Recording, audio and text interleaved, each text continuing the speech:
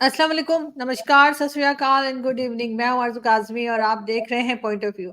एक बार फिर हम म्यूज़िक शो के साथ हैं और हमारे साथ जो है वसीम अल्ताफ़ साहब को आप सब लोग जानते हैं। वसीम सर को हम देखते रहते हैं, वो भी हमारे साथ हैं और नितिन दुबे साहब जो हैं वो हमें भारत से जॉइन कर रहे हैं और यकीनन इनके बारे में भी मैंने बहुत कुछ सुना है और वसीम सर ने भी बताया है, तो बहुत शुक्रिया आप दोनों का कि आज आप लोग आए। Thank you so much. जी मैं सबसे नमस्कार। पहले नमस्कार सर। सबसे पहले सर मैं आपकी तरफ ही चलूँगी भारत में और आज हम बात कर रहे हैं मोहम्मद रफ़ी जी की। तो क्या कहेंगे आप कि किस तरह के आर्टिस्ट थे वो और कितना वर्सटाइल थे? क्योंकि मैं उनकी बहुत फ़ैन हूँ, लेकिन ये कि फिर भी मैंने उनको देखा है कि हर तरह के बल्कि एक सॉन्ग कोई पुराना अब तो नील बहादुर इस तरह का सॉन्ग था, तो कहा जाता था कि उन्होंने जो है वो इंश्योरेंस करवाई थी, कही गई थी उनके गले की। आई डोंट नो ये सही है या नहीं, लेकिन बहरहाल आप कैसा आपने पाया या आपके ख्याल से कैसे आर्टिस्ट थे वो? जी मेरा ख्याल है रफ़ी साहब से बड़ा आर्टिस्ट तो इंडियन फिल्म इंडस्ट्री में पैदा ही नहीं हुआ है। और आपने वर्सिटैलिटी की उनकी बात की, तो वो ऐसे आर्टिस्ट थे जिन्होंने हर तरीके के गीत गाए हैं। गज़ल हो, नज़्म हो, कव्वाली हो, भजन हो, देशभक्ति गीत हो, पैट्रियोटिक सॉन्ग हो, रफ़ी साहब ने हर तरीके के गीत गाए हैं। और ये एक बड़ा अनोखा उनका रिकॉर्ड है कि एकमात्र आर्टिस्ट हैं भारतीय फिल्म इंडस्ट्री के जिन्होंने 150 से भी ज्यादा देशभक्ति गीत गाए हैं। साथ ही वर्सिटैलिटी की अगर हम बात करते हैं तो उसमें क्लासिकल से लेके हर तरीके का गीत तो उन्होंने गाया ही है, लेकिन वर्सिटैलिटी में और भी बहुत सारी चीजें होती हैं, जैसे कि उन्होंने हर एज ग्रुप के लिए गीत गाया है। हम देखें अगर 14 साल के जगदीप से लेकर के 65 साल के मनमोहन कृष्ण तक सभी के लिए गीत गाया, उसमें सभी आ गए।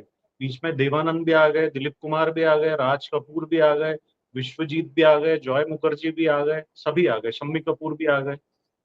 हर कैरेक्टर के लिए रफी साहब ने गीत गाया। अच्छा, हर सरकमस्टेंसेस के लिए, परिस्थितियों के लिए भी रफी साहब ने गीत गाया है।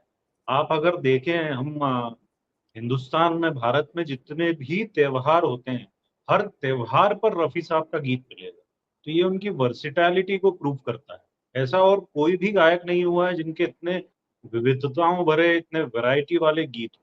तो ये रफी साहब की एक वैरायटी। दूसरा, अ, जो film industry, Indian film industry है, उसमें बहुत जाना माना परिवार है कपूर, अ, पृथ्वीराज कपूर का फैमिली। तो आप देखें, पृथ्वीराज कपूर से लेकर के ऋषि कपूर तक रफी साहब ने अपनी आवाज दी, जो कि तीसरी पीढ़ी थी। हुँ। पृथ्वीराज कपूर, फिर उनके दो तीनों बेटे, राज कपूर, शमशेर राज कपूर, जिनको शम्मी कपूर बोलते थे, और शशि कपूर, फिर उनके बेटे राज कपूर के बेटे ऋषि कपूर। तो ये बड़ा एक अपने आप में अनोखा संयोग है कि रफी साहब ने 3 पीढ़ियों के लिए एक ही फैमिली में गीत गाया है। और कोई भी गायक फिल्म इंडस्ट्री में, इंडियन फिल्म इंडस्ट्री में नहीं हुआ जिसने 3 पीढ़ियों के लिए गीत गाया हो। दूसरा, आप वर्सिटैलिटी में अगर देखें तो रफी साहब ने हर कंपोजर के लिए अलग अलग तरीके से गीत गाया है, हर एक्टर के लिए अलग अलग तरीके से गीत गाया है। हम फिल्म इंडस्ट्री में, म्यूजिक इंडस्ट्री में अगर देखें तो 1930s 40s में जिस प्रकार के गीत होते थे, उसमें सभी गायक, K L Saigal, Pankaj Mallik, Ashok Kumar, G M Durrani Sahab, KC day साहब, सभी की गायकी पे यदि हम गौर फरमाएं तो हमें नेजल एक फीलिंग आएगा, नेजल उनकी सिंगिंग। लेकिन प्लेबैक सिंगिंग को डिफाइन रफी साहब पहले कलाकार थे जिन्होंने किया। और ऐसा डिफाइन किया कि हर कलाकार पे उनकी आवाज हमें अलग एक फील देती है। अगर वो दिलीप कुमार के लिए गा रहे हैं तो हमें फील होगा कि दिलीप कुमार ही गा रहे हैं पर्दे पे। देवानंद साहब गा रहे हैं तो ऐसा लगेगा कि देवानंद साहब ही गा रहे हैं। तो ये भी उनकी वर्सिटैलिटी को दर्शाता है। तो ऐसी वर्सिटैलिटी मेरे ख्याल से तो ऐसा कोई भी गायक फिल्म इंडस्ट्री में नहीं हुआ है रफी साहब को छोड़ के। उनके सबसे नजदीक कॉम्पिटेंसी में मैं मन्ना दा को पाता हूँ, लेकिन मन्ना दा और उनके बीच भी there is a huge difference, जो कि मन्ना दा खुद भी बोलते थे। वो ये कहते थे कि रफी साहब की गायकी को यदि तराजू के पलड़े में रख दिया जाए और दूसरे पलड़े में मेरी, किशोर की और मुकेश की गायकी को रखा जाए, तब भी रफी साहब हमारे पे भारी पड़ेंगे। तो ऐसे उनके जो है थॉट प्रोसेस थी रफी साहब के बारे में। और रफी साहब के क्या कहने, वर्सिटैलिटी को डिफाइन किया वो। बिल्कुल। और पहले जो फ़िल्में आया करती थी, ख़ास तौर पे रफ़ी साहब के ज़माने में, तो ऐसा भी था कि पहले सॉन्ग्स आ जाते थे और फिर मेरी मदर कहती थी कि लोग इंतज़ार करते थे कि अब मूवी कब आएगी, कि सॉन्ग्स तो आ गए हैं। क्या आपको लगता है कि किसी भी फ़िल्म को हिट कराने में जो है वो रफ़ी साहब और उनके साथ के जितने भी सिंगर्स थे, उनका भी कुछ ना कुछ कंट्रीब्यूशन रहा? बिल्कुल सही कहा आपने, और ये बहुत अच्छा एक क्वेश्चन पूछा है आपने। आप अगर फ़िल्में देखें, उस दौर की फ़िल्में, तो कई फ़िल्मों की जो स्टोरी होती थी, पटकथा होती थी, वो बड़ी ही ऑर्डिनरी होती थी। उसमें ऐसा कुछ ख़ास कंटेंट होता नहीं था। उनके हिट होने का मूल कारण, मुख्य कारण, मेन रीज़न होता था उनका संगीत और गीत। और उसमें भी हम देखें, भारतीय फ़िल्म संगीत में गोल्डन एरा कहा जाता है 50s, 60s और मिड 70s तक। लगभग 25 वर्षों का जो कालखंड है, टाइम ड्यूरेशन है, उसको हम गोल्डन एरा कहते हैं। और उस गोल्डन एरा में जो सबसे डोमिनेटिंग जो गायक रहा है, वो है मोहम्मद रफ़ी साहब। और रफ़ी साहब ने जाने कितने एक्टर्स का करियर सँवार दिया। उदाहरण आपको दूँगा मैं, राजेंद्र कुमार को जुबली कुमार कहते हैं, लेकिन उन्हें जुबली कुमार बनाने वाले मोहम्मद रफ़ी थे। एक बार इस बात पे शंकर जयकिशन जी का ईगो भी हर्ट हो गया था। जब जय ओम प्रकाश जी ने एक फ़िल्म बनाई थी और उसकी पार्टी में जब इनको जुबली कुमार कहकर बुलाया, तब उन्होंने आपत्ति ली थी कि हमारे और रफ़ी साहब के कारण ये जुबली कुमार बने और आप हमें कोई तवज्जो नहीं दे रहे हैं। तो ये रफ़ी साहब का कमाल था बेसिकली। और निश्चित रूप से जो गीत हैं, उनके कारण फ़िल्में हिट होती थी। ऐसी कई फ़िल्में हैं। आप सूरज एक फ़िल्म है रफ़ी साहब की, राजेंद्र कुमार की, जिसमें रफ़ी साहब के बहुत बेहतरीन गीत। बहारो फूल बरसाओ, उसी में जी। शंकर जयकिशन जी की एक कंपोज़िशन। उस फ़िल्म की यदि आप स्टोरी देखें, तो स्टोरी में कोई दम नहीं है। लेकिन आप गीत अगर सुनेंगे, तो गीत के कारण फ़िल्म सुपर हिट हुई। तो ऐसे और भी कई उदाहरण हैं, कई एग्ज़ाम्पल्स हैं। जैसे एक फ़िल्म थी तीसरी मंजिल, और एक एक जी, एक और मूवी थी, वो भी शम्मी कपूर साहब की ही थी, Rajkumar, I think if I am जी, नॉट रॉन्ग। तो ये जी। नाम था, और उनके सॉन्ग्स भी जो थे वो रफ़ी साहब ने ही गाए थे, और बड़े खूबसूरत सॉन्ग्स थे। कुछ कहना चाह रहे थे वसीम सर आप? जी, जी। मैं ये कहना चाह रहा था कि नितिन भाई आपने अभी तो हमें बताया रफ़ी साहब की वर्सेटिलिटी के बारे में, एक प्रोफ़ेशनल कॉन्टेक्स्ट में कि प्रोफ़ेशनली वो कैसे थे, उनमें इतना एक टैलेंट था कि हर तरह के गीत, हर किसी के लिए, हर मौके के लिए वो गा लेते थे। आप हमें थोड़ा-सा एज़ अ ह्यूमन बीइंग बताइए कि वो कैसे इंसान थे और उनकी जो शख्सियत है उसको थोड़ा-सा एक एक इंसान के तौर पे आप बताइए कि वो कैसे इंसान थे? जी। जी। जी, देखिए, मेरा ये मानना है व्यक्तिगत रूप से, पर्सनली, कि कोई भी कलाकार यदि व्यक्ति के रूप में, एक पर्सन के रूप में अगर अच्छा होता है, तो उसकी पॉपुलैरिटी में 4 चाँद लग जाते हैं। और रफ़ी साहब का यही किस्सा था। रफ़ी साहब के बारे में इतने किस्से हैं फ़िल्म इंडस्ट्री में, उनकी फ़िलैंथ्रोपी के बारे में, उनकी भलमनसाहट के बारे में, जो लोगों की वो मदद किया करते थे। और कई दफ़ा देखिए आप, लोग फ़िल्म इंडस्ट्री में आते हैं पैसा कमाने, लेकिन रफ़ी साहब ने पैसों को कभी तवज्जो ही नहीं दी। कई ऐसे गीत हैं जो रफ़ी साहब ने बिना कोई फ़ीस लिए गा दिए। उनके लिए पैसा मायने ही नहीं रखता था। वो तो एक साधक था। साधक मतलब जैसे एक ऋषि-मुनि साधु होता है ना, वो तपस्या करता, तो रफ़ी साहब ने उस तरीके से संगीत की तपस्या की और कभी पैसों को महत्व नहीं दिया। और जाने कितने लोगों की उन्होंने हेल्प की, मदद की। किशोर कुमार ने एक बहुत अच्छा स्टेटमेंट एक बार रफ़ी साहब के लिए दिया था। मेरे एक मित्र हैं, उन्होंने किशोर दा की वाइफ़ को फ़ोन किया था और जब उनसे चर्चा हो रही थी, बातचीत हो रही थी, तब उन्होंने पूछा कि किशोर कुमार रफ़ी साहब के बारे में क्या कहते थे? तब उन्होंने जवाब दिया, किशोर दा कहते थे कि रफ़ी साहब वो इंसान है जिसके साथ में यदि किसी क्रिमिनल को भी छोड़ दिया जाए, तो कुछ दिन बाद वो एंजेल बन के निकलेगा। मतलब इस प्रकार की शख्सियत थी वो, ऐसा उनका प्रभाव था, ऐसा इनका इन्फ्लुएंस था। और वाक़ई में स्पिरिचुअली भी बहुत एनलाइटेंड थे वो। उनके पास जाकर के जिन्होंने भी उनसे मिले हैं, उनके अगर हम विचार सुने, तो हमें ये फ़ील होगा। मेरा तो ख़ैर जब उनका इंतकाल हुआ तब मेरी उम्र मात्र 3 वर्ष थी, तो मुझे कभी मौका मिला नहीं, अवसर नहीं मिला कि मैं उनसे मिल पाऊँ। लेकिन मैंने उनके बारे में इतनी स्टडी की हुई है, अध्ययन किया हुआ है कि रफ़ी साहब की शख्सियत पे मैं घंटों बात कर सकता हूँ। तो रफ़ी साहब का ऐसा स्टेचर था और आप ये देखिए कि एकमात्र कलाकार है भारतीय फ़िल्म इंडस्ट्री का जिसको सेंटहुड मिला हुआ है, जिसको लोग संत की उपाधि देते हैं। आज तक कोई भी और कलाकार किशोर कुमार, मुकेश जी, मन्ना दा, तलत महमूद जितने भी कलाकार हुए हैं, इवन लता जी को भी किसी ने संत नहीं कहा। हाँ, उनको देवी स्वरूपा कहते हैं, पर रफ़ी साहब के बारे में ये कहा जाता है कि रफ़ी साहब ने कभी किसी का दिल नहीं दुखाया। आलोचना से क्रिटिसिज्म से हमेशा वे बचते थे और हमेशा ऐसा करते थे, तौबा करते थे। तो इस स्तर का इंसान था वो, उनके बारे में क्या बात की जाए, मतलब प्रशंसा के लिए शब्द नहीं। सूरज को चराग दिखाने जैसा हो जाए।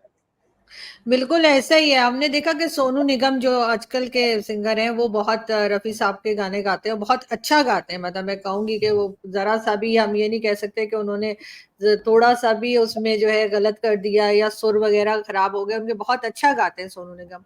लेकिन जो पहले के सिंगर्स थे नितिन जी, हमने कभी पढ़ा नहीं, जैसे हम लोग तो ज़ाहिर है पढ़ के ही हमें पता लग सकता है कि उनमें आपस में ऐसा कंपटीशन नहीं होता था कि एक दूसरे को जो है लेट डाउन कर रहे हैं या लेग पुलिंग हो रही है जो आजकल के सिंगर्स में होती है। तो उस वक्त चाहे वो मुकेश जी हो, चाहे किशोर कुमार और दूसरे कई सिंगर्स जो हैं वो साथ में एक दोस्तों की तरह रहते थे, एक दूसरे के लिए गाते भी थे। तो आपके ख्याल से कि जो नए सिंगर्स हैं क्या वो कुछ सीख रहे हैं जो पुराने सिंगर्स हैं उनसे, या आपको लगता है कि नहीं अब म्यूजिक में वो बात नहीं रही? देखिए आरजू जी, पहले के समय को हम आज के समय से बिल्कुल भी कंपैरिजन तो नहीं कर सकते, इवन कलाकारों में भी नहीं कर सकते। रफ़ी साहब की यदि मैं बात करूं तो उस दौर के जो कलाकार थे वो भी रफ़ी साहब के बहुत जबरदस्त प्रशंसक थे, चाहे वो एक्टर्स हों, म्यूजिक म्यूजिक डायरेक्टर्स हों या उनके समकालीन कॉन्टेम्प्ररी गायक जो थे वो हों, चाहे मुकेश जी हों, किशोर दा हों, मन्ना दे हों, तलत महमूद हों, सभी उनके बहुत बड़े कहना चाहिए फैन थे, प्रशंसक थे। किशोर कुमार और रफ़ी साहब की राइवलरी के बारे में लोग किस्से बनाते हैं, जबकि असल में वास्तविक में ऐसा कुछ भी नहीं था। किशोर दा तो रफ़ी साहब को गुरु जैसा मानते हैं। आपको मैं एक बात बताऊँ, मैं उषा टिमोथी जी जिन्होंने सबसे ज़्यादा इंटरनेशनली और नेशनली सबसे ज़्यादा कॉन्सर्ट रफ़ी साहब के साथ किए हैं और रफ़ी साहब उन्हें अपनी बेटी मानते थे। उनका कहना था कि कई बार रफ़ी साहब जब सोफ़े पे बैठे होते थे तब किशोर दा आकर के उनके कदमों में बैठ जाते और किशोर दा इतनी इज़्ज़त और किसी की नहीं करते थे। 2 लोग हैं जो मेरे को याद आते हैं जिनकी किशोर दा ने बहुत इज़्ज़त की, एक एसडी बर्मन और दूसरे रफ़ी साहब। और ऑफ कोर्स उनके भाई, बड़े भाई अशोक कुमार तो थे ही, वो तो ख़ैर उनके फैमिली मेंबर थे। पर उसके अलावा ये 2 लोगों की बहुत इज़्ज़त करते थे। तलत महमूद साहब जब उनका इंतकाल हुआ रफ़ी साहब का, तब उनके शब्द थे कि हे ईश्वर, आपने मुझे क्यों नहीं उठा लिया? रफ़ी साहब इतने अच्छे व्यक्ति थे, इतने उम्दा कलाकार थे, आप उनको जल्दी क्यों ले गए? मुझे ले लेते। तो ऐसा मन्ना दा हमेशा बहुत हाई रिगार्ड्स से मन्ना दा के। पहली बार जब मन्ना दा रफ़ी साहब से मिले उनके अंकल के घर पे, तब एक कोरस गीत की प्रैक्टिस के लिए केसी डे साहब ने, जो कि एसडी बर्मन के भी गुरु थे, उन्होंने रफ़ी साहब को बुलाया हुआ था और वहाँ रफ़ी साहब जब बैठ के रियाज़ कर रहे थे तब अचानक मन्ना दा का आना हुआ। और जब मन्ना दा ने देखा उनको तो पूछा अपने अंकल से कि काका जी ये किसको बुलाया है आपने, ये कौन है ये लड़का?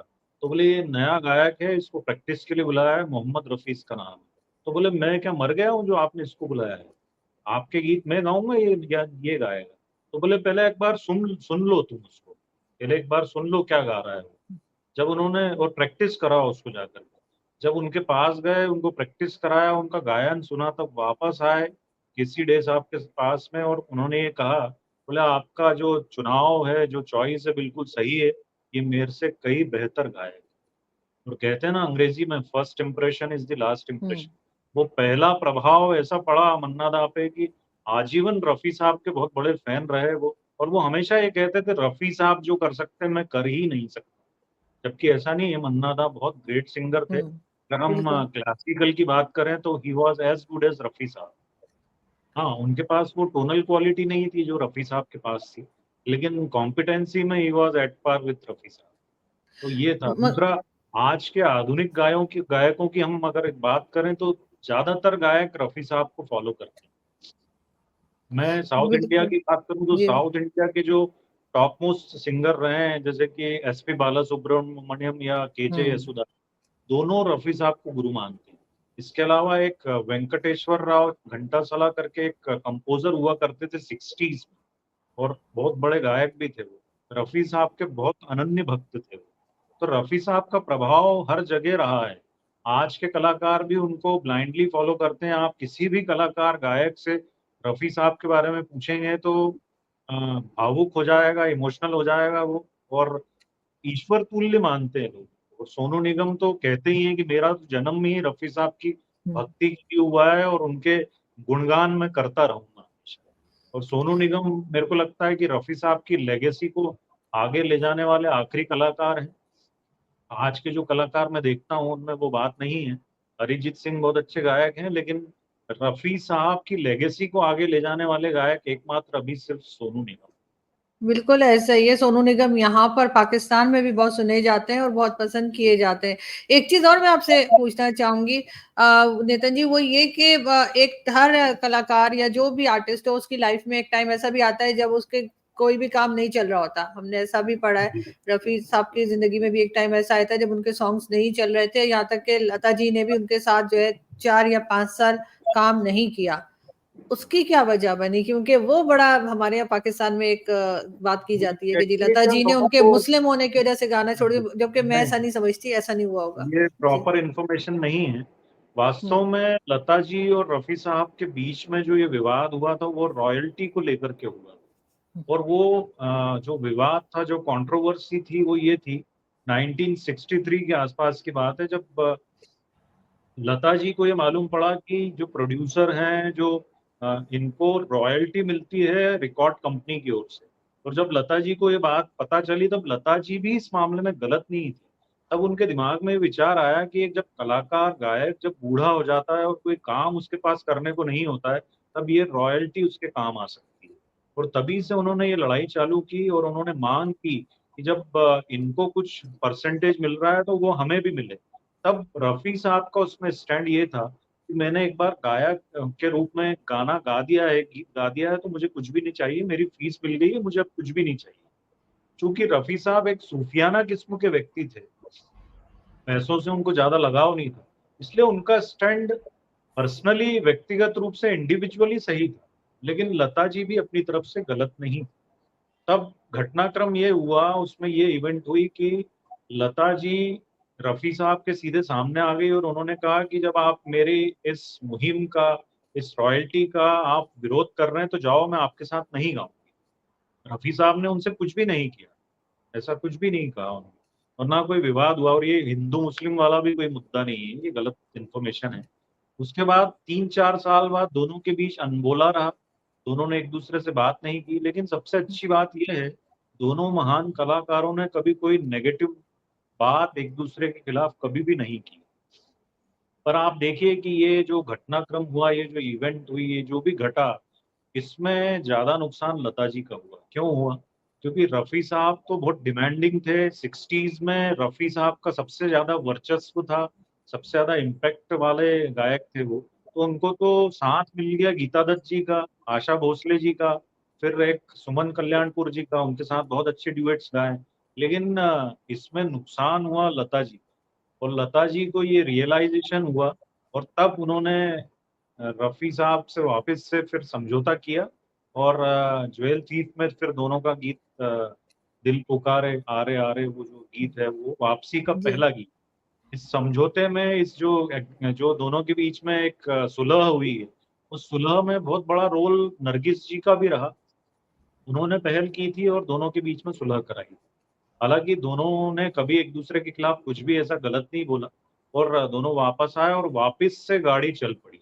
इस दौरान फिल्म इंडस्ट्री का, म्यूजिक इंडस्ट्री का बहुत नुकसान भी हुआ, क्योंकि दोनों ही टॉप मोस्ट गायक हैं। लता जी और रफी साहब साथ मिलकर के जो कमाल और जो चमत्कार और जो मिरेकल कर सकते हैं, वो कोई अन्य कलाकार नहीं कर सकते। तो इसमें नुकसान भी हुआ, पर एनीवेज लता जी का इसमें होता ज्यादा। है जी। बिल्कुल, जब एक साथ काम कर रहे होते हैं तो कभी कभी इस तरह से हो जाता है। आप कुछ कह रहे थे वसीम सर, आपका क्वेश्चन। मैं ये पूछना चाहूँगा आपसे कि आज का दौर अगर हम देखें, जो म्यूज़िक आज क्रिएट हो रहा है, रफ़ी साहब की लेगेसी क्या है? रफ़ी साहब ने फ़िल्म म्यूज़िक को क्या दिया? यानी आप अगर टेक्निकल अंदाज़ में हमें बताइए कि रफ़ी साहब की कंट्रीब्यूशन क्या है हिंदी फ़िल्म म्यूज़िक में? जी। मुझे लगता है रफी साहब की सबसे वाइटल कंट्रीब्यूशन है हिंदी फिल्म इंडस्ट्री। देखिए, मैंने जैसा कि अभी बताया था कि गोल्डन इरा कहलाता है 50s, 60s और 70s। वो 25 वर्ष जो हैं, जो ढाई दशक हैं, जो डेकेड्स हैं, वो फिल्म इंडस्ट्री का गोल्डन इरा कहलाता है। और उस दौरान अगर आप देखें तो सबसे इन्फ्लुएंशियल जो गायक रहा है वो मोहम्मद रफ़ी रहे हैं। अगर हम गायिकाओं में बात करें तो लता जी हैं, और गायकों में मोहम्मद रफ़ी सबसे इन्फ्लुएंशियल रहे हैं। अ, फिर 70s में, लेट 70s में किशोर कुमार का उदय हुआ। हालांकि किशोर दा ने भी अपने कैरियर का आगाज 40s में ही कर दिया था, लेकिन उनको उतने मौके मिलते नहीं थे। वो या तो देवानंद के लिए गाते थे या खुद के लिए गाते थे। बाद में जाकर के उन्हें अवसर मिला, लेकिन तब तक गोल्डन इरा ऑलमोस्ट जा चुका था। और अभी आरजू जी ने ये बोला कि रफ़ी साहब का डाउनफॉल भी आया। मुझे लगता है रफ़ी साहब का डाउनफॉल कभी भी नहीं आया था। एक्चुअली 70s के अर्ली में जब वो मक्का मदीना हज पे गए थे, तब वापस जब आए, तब जैसे एज यूजुअल फतवा और ये सब फालतू बातें होती हैं। रफ़ी साहब को भी अल्टीमेटम दे दिया गया कि भाई इस्लाम में ये सब उचित नहीं है, ये ठीक नहीं है कि आप गीत गाओ, फिल्मों में गाओ, और अब आप हाजी हो गए हैं तो आप बिल्कुल गाना छोड़ दीजिए। तो रफ़ी साहब तो सीधा साधा इंसान थे, तो उनके प्रभाव में, उनकी बातों में आ गए वो। लेकिन फिर नौशाद साहब ने उन्हें समझाया कि आप अगर गीत नहीं गाएंगे तो कितना बड़ा नुकसान होगा आपका खुद का भी, और फिल्म इंडस्ट्री का भी, म्यूजिक इंडस्ट्री का भी। उनके परिवार वालों ने भी उन्हें समझाया, तब रफ़ी साहब ट्रैक पे फिर आए। हालांकि शुरुआत में उन्हें काम मिलना थोड़ा कम हो गया था, क्योंकि उन्होंने ही अनाउंसमेंट कर दी थी कि अब मैं गाऊंगा नहीं। लेकिन फिर रफ़ी साहब वापस से पटरी पे आए और वापस से काफी गीत गाए। और उस दौरान भी ऐसा नहीं है कि किशोर कुमार से कम गीत गाए, थोड़ा बहुत ही फर्क होगा। रफी साहब ने काफी गीत गाए हैं उस दौरान। और 76 77 में फिल्म फेयर अवार्ड भी जीता उन्होंने अपने आखिरी कैरियर का, हम किसी से कम नहीं के लिए। अब आते हैं वसीम साहब के प्रश्न पे, जिसमें उन्होंने पूछा कि क्या इम्पैक्ट रहा है, क्या लेगेसी है रफी साहब। रफी साहब की लेगेसी टेक्निकली देखें अगर तो जो गायकी है, गायकी में सबसे ज्यादा प्रभाव भी आज भी रफी साहब ही डाल रहे हैं। आप सोनू निगम जो सबसे सक्सेसफुल गायक हैं, उनको भी यदि आप सुने तो वो हमेशा ये कहते हैं कि गायकी के बाप मोहम्मद रफी। एक बार एक इंटरव्यू में शेखर सुमन उनसे उनका इंटरव्यू ले रहे थे, तो उन्होंने पूछा, एक सर्वे हुआ है, सर्वे में ये उभर के आया है कि दुनिया का सबसे लोकप्रिय गायक है किशोर कुमार, दूसरे नंबर पे आप हैं सोनू निगम, और तीसरे पे जिनको आप अपना आइडियल मानते हैं, आदर्श मानते हैं, मोहम्मद रफी। अब इसका जवाब उन्होंने दिया था, सर्वे अर्वे सब एक तरफ है, लेकिन गायकी के बाप जो है वो मोहम्मद रफी ही। तो उनकी लेगेसी, दूसरा लेगेसी की आपने बात की, आज भी मैं मेरे शहर की बात करूं, सबसे ज्यादा सांगीतिक कार्यक्रम, म्यूजिकल प्रोग्राम्स रफी साहब पर आधारित होते हैं। और जाने कितने लोगों की रोजी रोटी आज रफी साहब की वजह से चल रही है। आज मैं ये इंटरव्यू आपको दे रहा हूँ, आप दोनों को मैं नहीं जानता था, लेकिन रफी साहब हमारे बीच का जो राबता बना है उसका कारण बने हैं। तो रफी साहब की लेगेसी का एक ये उदाहरण दे रहा हूँ मैं। आज बिल्कुल। पूरे वर्ल्ड में अनगिनत कॉन्सर्ट्स होते हैं रफी साहब पर आधारित। हमारे इंदौर के एक कलाकार है राजेश पवार, उन्होंने अकेले ने 1700 कॉन्सर्ट्स किए हैं, इंटरनेशनली और नेशनली, और सारे रफी साहब पे। फिर एक गायक और हैं प्रसन्न राव, आप यूट्यूब पे सर्च करके देखिएगा, रफी साहब से काफी कुछ मैच करके गाते हैं। और अभी उनका स्पेन में एक शो हुआ था, अभी लंदन में एक शो है, और काफी इंटरनेशनल फेम उनको भी मिल गई। तो ये रफी साहब की लेगेसी ही तो है जो आज इतने लोगों की रोजी रोटी चल रही है उनकी वजह से। कई लोग ब्लॉग्स बनाते हैं, कई लोग उनके पे वीडियोस बनाते हैं, कई चैनल यूट्यूब के सिर्फ और सिर्फ एक्सक्लूसिवली रफी साहब पे बेस्ड है, और बिल्कुल। कमाल करते हैं।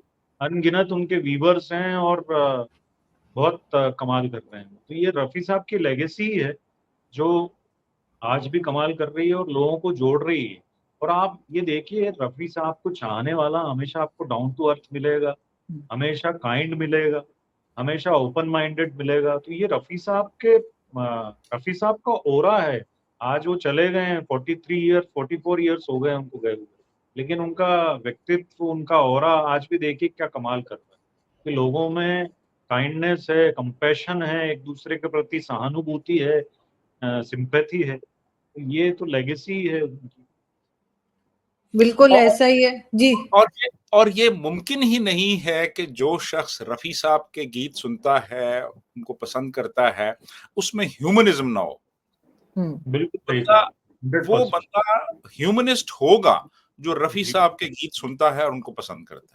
जी जी। बिल्कुल ऐसा ही है, बल्कि हमारे बहुत से जो लोग हमें देखते हैं वो हमें ये भी कहते हैं कि हम कभी सॉन्ग्स के क्लिप भी लगाएं, लेकिन उस पे क्योंकि कॉपीराइट क्लेम आ जाता है तो हम नहीं लगा पाते। वरना मुझे तो बहुत शौक है कि मैं हमारे शो के बीच में कुछ ना कुछ सॉन्ग्स भी प्ले करें, छोटे छोटे उनके क्लिप्स यानी, लेकिन वो हम नहीं कर आपने पाते जी। आपने सॉन्ग की बात की तो अभी मुझे एक सॉन्ग याद आ गया। रफी साहब की वर्सिटैलिटी को प्रूव करता है। 1955 में एस डी बर्मन ने एक फिल्म का म्यूजिक कंपोज किया था जिसका शीर्षक था, टाइटल था सोसाइटी। उसमें एक गाना था जिसको वो किशोरदा से गवाना चाहते थे और किशोरदा अनुपलब्ध थे, अवेलेबल नहीं थे। तब रफी साहब को उन्होंने बुलाया है और रफी साहब ये भाप गए कि बर्मन दादा को ये गीत किशोरदा के ब्लेंड में चाहिए। तब उन्होंने वो गीत गाया और आप जब वो सुनेंगे तो आपको ऐसा लगेगा कि किशोरदा गा रहे हैं। उसके बोल हैं, रहम कभी तो फरमाओ, आओ मेरी लैला।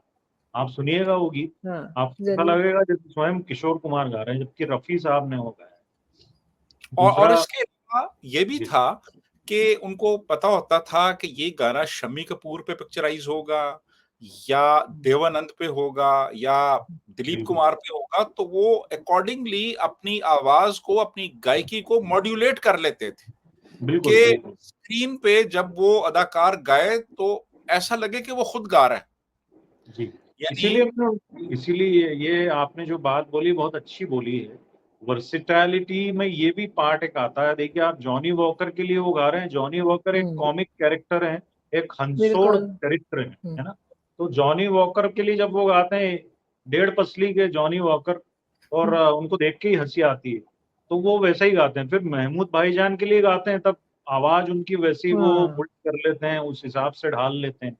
फिर दिलीप कुमार के लिए गाते हैं तो वैसी जॉय मुखर्जी 6 फुट 3 इंच का आदमी, शम्मी कपूर कद्दावर चरित्र, स्ट्रॉन्ग पर्सनालिटी, हम्म। जब उनके लिए गाते हैं तो वैसे बन जाते हैं वो। तो रफी साहब का विजडम गायकी में इनकम्पेरेबल है, अतुलनीय है। ऐसा विजडम किसी बिल्कुल के ऐसा। पास नहीं। आप एक उदाहरण मैं आपको देता हूँ। हम्म। एक फिल्म थी in in an evening in Paris. जी उसमें एक गीत था, आसमान से आया फरिश्ता। जी। अब आमतौर पे क्या होता था कि शम्मी कपूर कोई भी जब गीत उनका रिकॉर्ड होता था तो वो स्टूडियो में साथ में बैठते थे, क्योंकि शम्मी कपूर को उनके पिताजी ने क्लासिकल म्यूजिक की ट्रेनिंग दिलवाई थी, पृथ्वीराज कपूर जी ने। और उनको बेसिक चीजें समझती थी संगीत की, और वो अपनी पर्सनैलिटी के हिसाब से रफी साहब को सजेशन दिया करते थे कि आप ये चीज इसमें डालिए। तो रफी साहब हंसी खुशी उसको इनकलकेट करते थे, उसको इम्बाइब करते थे और उसमें वो उसको डालते थे। अब जब एक बार ये गाना रिकॉर्ड होना था तब शम्मी कपूर कहीं विदेश गए हुए थे और उपलब्ध नहीं थे। तब रफी साहब ने वो गीत रिकॉर्ड कर दिया और जब वो वापस आए और उन्होंने वो गीत सुना, तब आश्चर्य में पड़ गए वो, बड़ा सरप्राइज रह गए। बोले रफी साहब आपने गीत जैसा मैं चाहता था हूबहू वैसा ही गाया है। तो रफी साहब ने हंसकर बोला, ओ शम्मी, मेरे को लगा तू ऐथे पाँव घुमाएगा, ऐथे हाथ घुमाएगा, और मैंने गीत गा दिया। और वाकई में आप देखिए कि बिल्कुल शम्मी कपूर स्टाइल में और वैसे ही गाया है रफी जी। साहब। वो हेलीकॉप्टर में थे और कभी इधर लटक रहे थे, कभी उधर लटक रहे थे, कभी जी जंप कर रहे थे। जी जी। बिल्कुल ऐसा ही। तो रफी उनके साहब शोध का विषय विषय है, रिसर्च का विषय है। रफी साहब पे तो पीएचडी की जानी चाहिए। ऐसा एग्जैक्टली सब्जेक्ट बड़ा बिल्कुल। इंटरेस्टिंग टॉपिक है रफी बिल्कुल साहब। ऐसा ही होना चाहिए। हम भी ऐसा लग रहा है बात करते जाएं और बातें हैं कि खत्म नहीं होंगी, क्योंकि जाहिर है कि कितनी बड़ी पर्सनालिटी को डिस्कस कर रहे हैं। बहुत शुक्रिया आप दोनों का कि आज आप लोगों ने ज्वाइन किया। Thank you so much. आपको भी थैंक बहुत बहुत धन्यवाद। और यू। आपके चैनल के माध्यम से एक बात और मैं कहना चाहूंगा रफी साहब पे जानकारी के लिए मेरा एक यूट्यूब चैनल है, हाउसफुल शो विद नितिन। तो आप और आपके जो भी दर्शकगण हैं, व्यूअर्स हैं, वो जरूर देखें। उसमें रफी साहब के मुतालिक, उनसे संबंधित बहुत सारी इंफॉर्मेशन आपको मिल जाएगी। रफी साहब ही नहीं, किशोर दा, मन्ना दा, सभी के जितने भी कलाकार हैं, सभी के संबंध में आपको मिलेगी। तो आपके व्यूअर्स भी जरूर देखें। जरूर। और हम वो लिंक भी जो है ना आपके चैनल का, वो भी यहाँ पे शेयर कर देंगे ताकि लोगों को आपके चैनल तक पहुंचने में आसानी हो। बहुत शुक्रिया आप लोगों का। Thank you so much. Thank you. Thank you. Thank you.